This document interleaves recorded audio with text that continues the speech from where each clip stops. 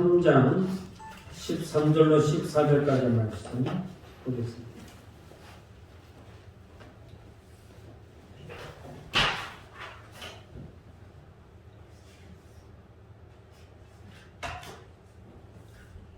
신약성경 305페이지에 있는 갈라디아서 3장 13절로 14절까지의 말씀, 우리 한 목소리로 합독하십니다.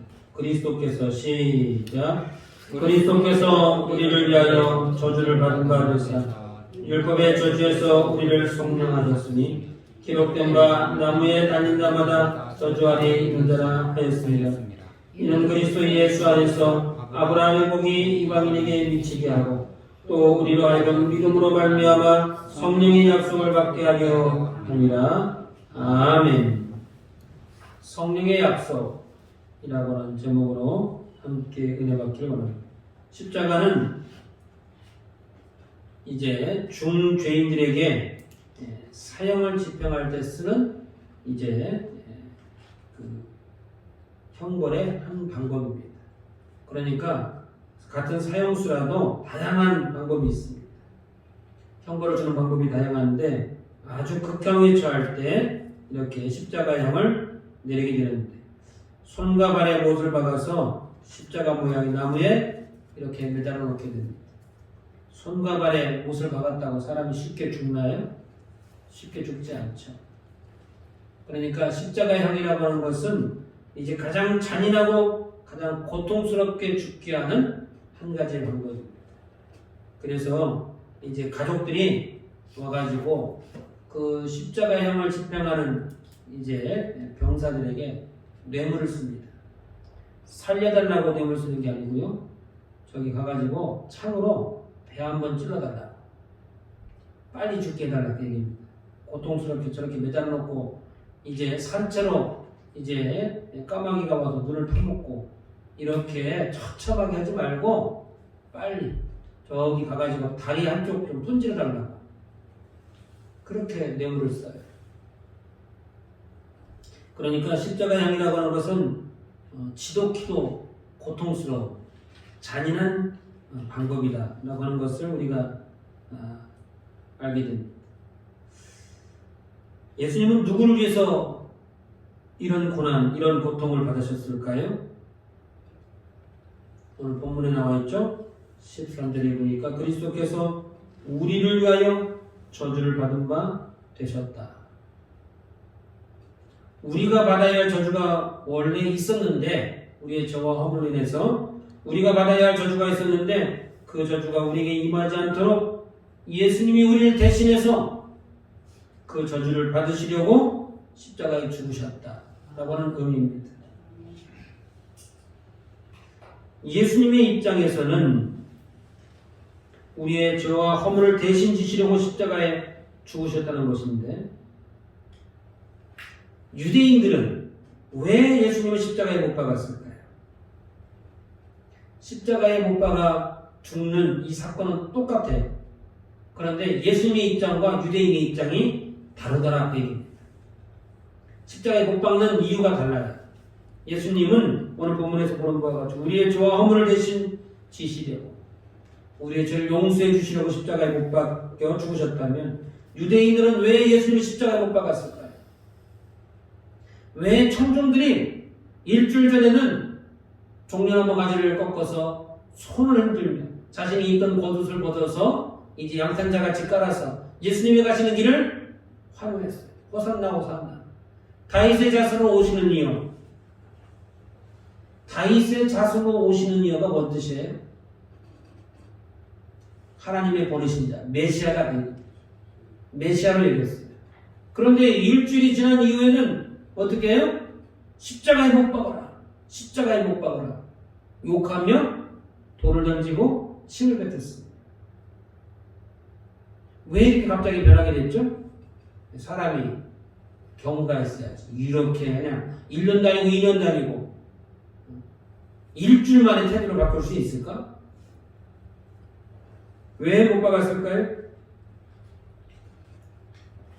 예수님이 진짜 메시아인지 확인하기 위해서 십자가에 못 박았어요. 마태복음 27장 40절에 보니까 이르되 성전을 헐고 사흘에 짓는 자여 내가 만일 하나님의 아들이거든 자기를 구원하고 십자가에서 내려오라. 지금 어디에 있는 거예요? 예수님이 십자가에 달려있을 때 하신 이야기. 대제사장이 한 얘기예요. 당신이 진짜 메시아라면 그 나무에서 내려와봐라. 자기 자신도 구원하지 못하는 이가 어떻게 우리를 구원하겠다고 메시아라고 말할 수 있겠느냐? 라고 하는 것이죠. 진짜 하나님이 보낸 메시아라면 죽을 수 없다는 거예요. 왜냐하면 신명기 21장 23절에 보니까 나무에 달린 자는 하나님께 저주를 받았습니다. 다시 말하면 나무에 매달려 죽은 사람은 어떻다고요? 하나님의 저주가 임한 사람이다.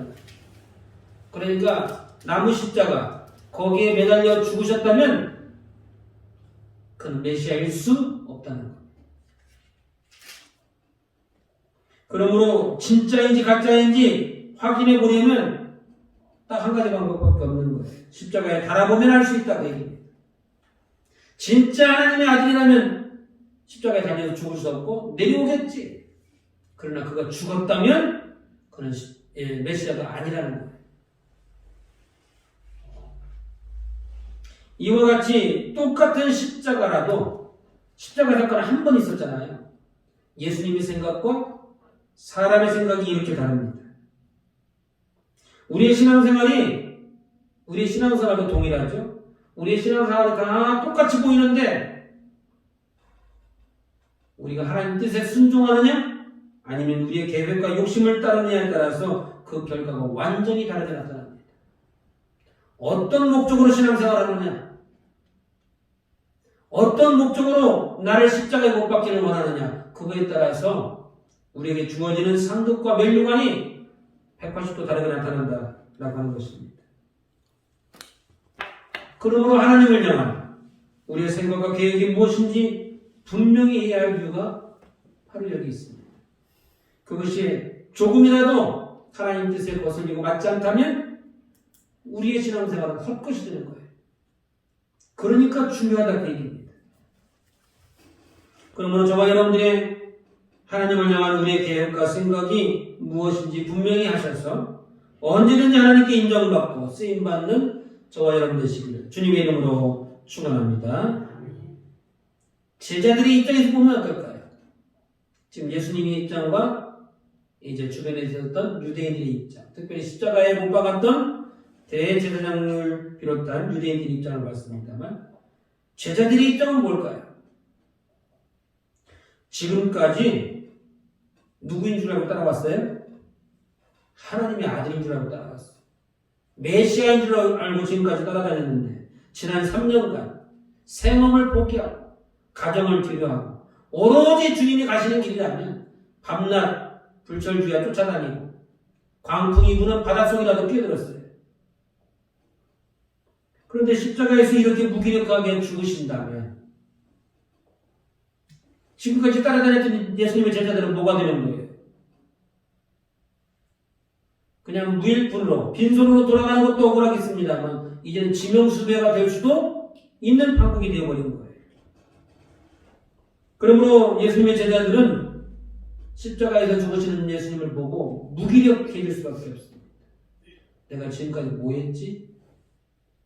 내가 이러려고 지금까지 지난 3년간 달려왔나?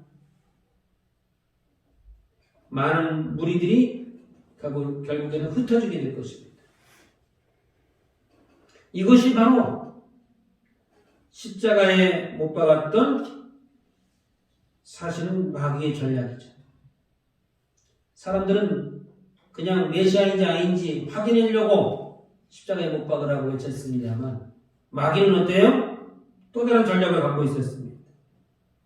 그래서 예수님이 십자가에 죽으시는 그것을 보고 이제 예수님을 따르는 무리들을 흩트고 이제 또 유혹이 넘어지도록 그런 의도, 그런 음모를 가지고 있었던 것입니다. 그러므로 교회와 성도들을 향한 이 마귀의 전략은 오늘도 동일하게 나타납니다. 그 십자가의 의미가 하나님 뜻 가운데 있다면 교회를 세우는 일에 일신을 던지겠지만, 그러나 이제 하나님 뜻에 있지 않고 내 생각과 내 계획, 마귀의 속임수인 줄도 모르고 거기에 그 유혹에 넘어진다면 교회를 흩으려고 할 것이고 성도들을 상처 주려고 할 것이고 또 말씀과 예배의 생활에 집중하지 못하게 할 것입니다. 우리를 혼란스럽게 할 것이다. 그게 예수님의 제자들이 그랬던 것처럼. 그것이 마귀가 우리에게 바라는 바, 마귀의 전략이 되는 것입니다. 그러므로 하나님을 믿는 자는 어디를 가든지 화합하는 일에 마음을 들여야 됩니다. 교회가 세워지는 일이라면 자신을 헌신할 줄 알아야 돼요. 내가 손해를 보더라도 뒤로 물러서는 것이 하나님이 원하시는 것입니다. 내가 옳고 상대방이 틀렸다 할지라도 그렇다는 거예요. 왜냐하면 그것이 마귀의 전략에 넘어가지 않는 유일한 방법이기 때문에 그런 것입니다. 그러므로 저와 여러분들은 예수 그리스도를 믿음으로 이제 교회가 화합하고 또 하나 되는 일에 쓰임받길 주님의 이름으로 축원합니다. 본문 14절에 아브라함의 복, 그 아브라함의 복이 뭘까요?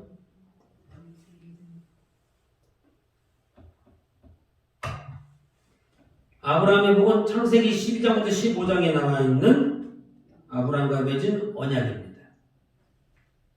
아브라함의 씨로 하늘의 별과 같이 바다의 모래와 같이 번성케 해주리라. 여기서 말하는 아브라함의 씨라고 하는 것은 예수 그리스도를 의미합니다. 바다의 모래와 같이 하늘의 별과 같이 번성한다고 하는 것은 구원받는 백성들이 이렇게 많아질 것을 이야기하는 거예요. 다시 말하면 하나님 백성 삼으시려고 영생의 복을 주신다는 약속의 말씀, 그것을 아브라함의 복 이렇게 표현했습니다. 그런데 이런 복이 지금까지는 어땠어요? 유대인에게만 주어지는 것이다 이렇게 생각을 했습니다. 그런데 예수님이 십자가에 죽으심으로 유대인뿐만 아니라 이방인에게도 동일하게 주신다 라고 약속하셨다는 거예요. 아브라함의 복이 이방인에게도 미치게 하시려고 예수님이 십자가에 죽으셨다 라고 하는 것을 말씀하고 있습니다. 다시 말하면 저와 여러분들에게도 하나님의 자녀가 되는 기회가 주어진 거예요.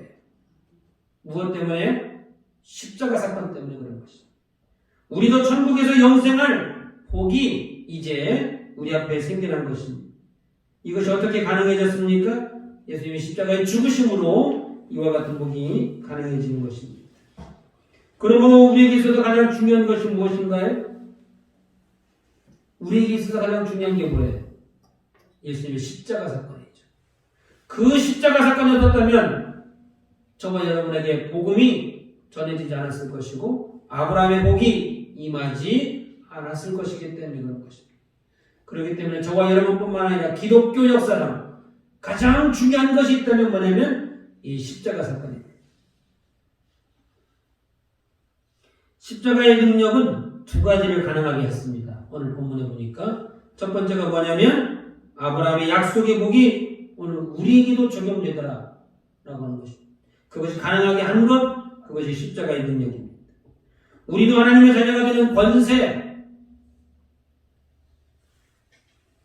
우리도 예수를 믿기만 하면 받게 되는 영생의 복, 그것이 십자가를 통하여 이제 가능해졌다라고 하는 것입니다. 십자가의 능력으로 가능해지게 되는 두 번째는 무엇일까요? 우리에게 성령의 충만함을 주시더라라고 하는 것입니다. 오늘 보면 14절에 성령의 약속을 받게 하려 합니다.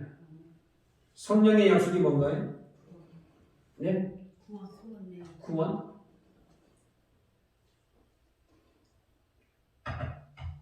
그러니까 한글 성경은 이렇게 한정이 많아요. 성령의 약속을 받게 하려 함이라 이렇게 되어 있습니다만 이제 공동번역 성경에는 또 우리는 믿음으로 약속된 성령을 받게 되었습니다. 이렇게 표현했어요. 약속된 성령. 현대인의 성경에 어떻게 기록되어 있을까요? 우리도 믿음으로 약속된 성령을 받도록 하기 위한 것입니다. 약속된 성령, 어디서 많이 들어본 것 같잖아요? 예수님이 말씀하셨죠? 예수님이. 이제 죽으면서 부활하셔서 승천하시기 직전에 제자들에게 뭐라고 말해요? 너희는 면담이 못되어 아버지의 약속하신 것을 기다리라. 이렇게 말하죠. 약속된 성령을 받게 하려 합니다. 이런 뜻이다. 성령의 약속, 그러니까 성령이 우리에게 무슨 약속을 해주신 거 아닌가? 그게 아니고 약속된 성령, 우리에게 주시기로 약속된 그 성령을 받게 되었다라고 하는 거예요. 무엇을 통해서요? 십자가를 통하여 그렇게 되었다는 것입니다. 그 성령의 약속된 성령, 그걸 언제 받게 됩니까? 오순절 마가다락방에 성령 세례로 임하게 되었습니다. 그러니까 그것은 한 번만 주어지는 사건이 아니고 오늘 이 시대를 살아가는 저와 여러분에게도 동일하게 주어지는 사건입니다. 성령 세례, 성령 충만은 오늘 우리도 받고 누려야 될 중요한 믿음의 덕목이 된다라고 하는 것입니다. 우리에게 성령 세례, 성령 충만이 가능하게 된 이유가 무엇인가요? 십자가의 보혈 때문에 그것이 가능해지게 된 것입니다. 십자가의 능력으로 가능해진 것 첫 번째는 우리도 아브라함의 약속이 우리에게도 적용되어졌고 또 우리도 하나님의 자녀가 되고 영생의 복을 받는 것이 가능해졌습니다. 이것은 언제 받는 것이죠? 영생의 복은 우리가 죽은 다음에 받게 되는 것이죠. 예수님이 이 땅에 오시는 날 이루어지는 것들입니다. 십자가의 능력으로 가능해진 것 두 번째는 아버지 약속하시는 것, 우리에게 성령을 주신다는 것입니다. 성령 충만을 받게 된다는 것이죠. 이것은 언제 받게 되는 거예요? 이 땅에서 받게 됩니다. 이 땅에서. 물론 천국에 가면 성령 충만한 삶을 이제 영원히 누리게 됩니다만, 그러니까 죽어서 이제 죽은 이후에는 어떻게 돼요? 천국에 이르게 되는 영생의 복을 받는 것이고, 이 땅에 있을 때에는 성령 충만함을 받게 됩니다. 이 두 가지 사건이 무엇을 통해서 이루어졌습니까? 십자가 사건을 통하여 이루어졌습니다. 그러므로 우리에게 있어서 가장 중요한 것이 무엇이에요?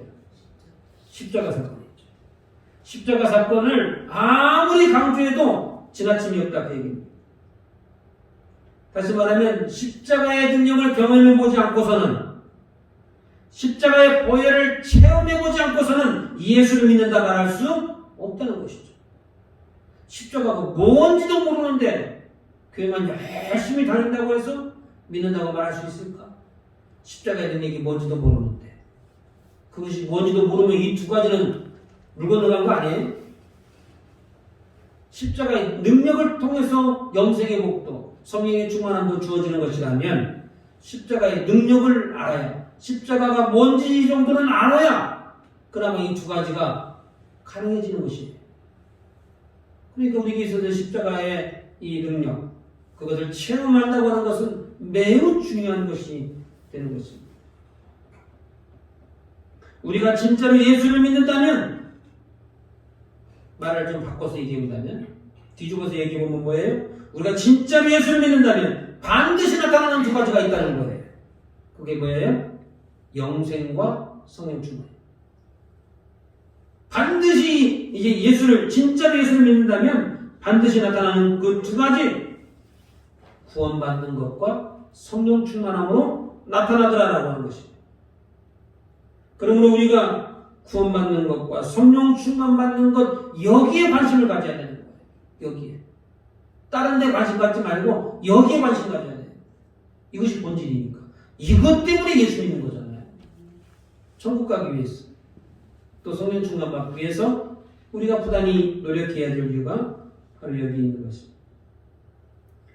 그러므로 우리가 뒤를 돌아와 우리 스스로를 확인해보고 또 점검해야 할 것이 있는데, 그것이 무엇인가요? 이것을 1년에 한 번, 그것도 감사한 일입니다만 한 달에 한 번, 그것도 감사하지요.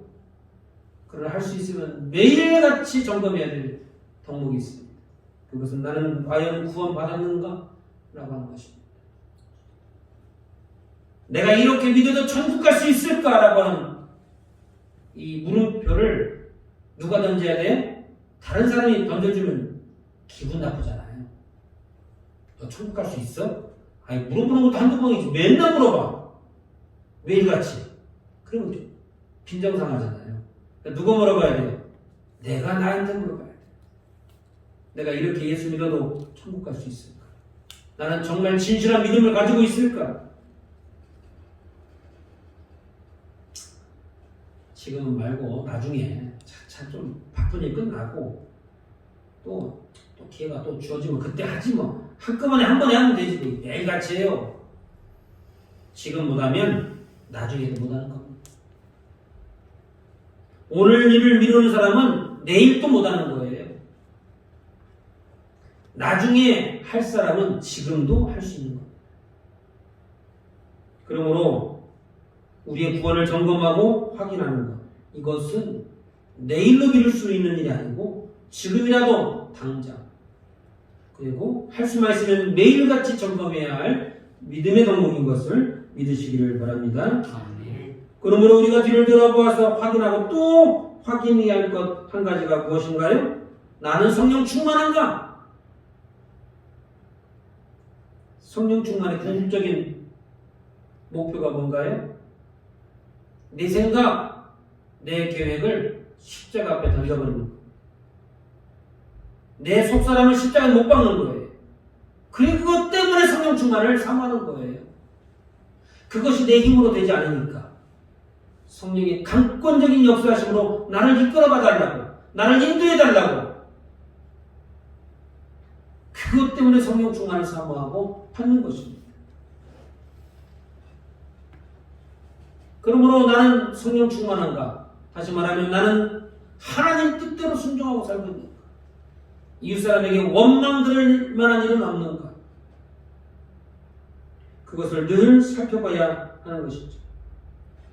성령의 인도함을 받지 못한다면 그것은 무엇을 뜻하는 것인가요? 십자가의 능력이 무엇인지도 모르는 사람이죠. 왜냐하면 십자가의 능력을 통하여 성령 충만이 가능해졌다 성경이 오늘 말하고 있잖아요.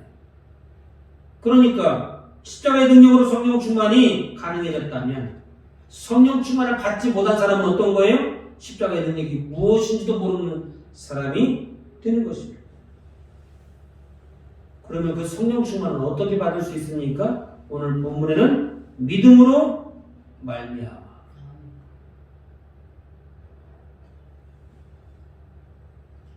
믿음을 통하여 성령 충만을 받게 된다. 아닌데 오순절 마가다락방에서는 열흘 동안 열심히 기도했다고 그러는데 그것이 믿음이라니까요. 그것이 믿음이 없는 사람들은 그 기도도 못해. 언제 잡아갈지 몰라. 언제. 지금 숨어서 지금 그렇게 기도하고 예배하고 말씀을 듣는 거잖아요. 아버지 약속한 것을 기다리라라고 하는 그 예수님의 그 주장하신 명령, 그 명령 앞에 자기 자신을 적극적시키는 거예요. 그래서 지금 당장 급한 일이 있어도 그거 뒤로 하고, 당장 이제 손 써야 될 거 그거 있어도 뒤로 하고, 뭘 지금 기다리는 거예요? 예수님의 명령에 따라 지금 오순절 마가다락방에서 성령 충만을 사모하고 기다리고 있는 거예요. 그러므로 믿음이 없이는 아무것도 할 수 없는 것입니다.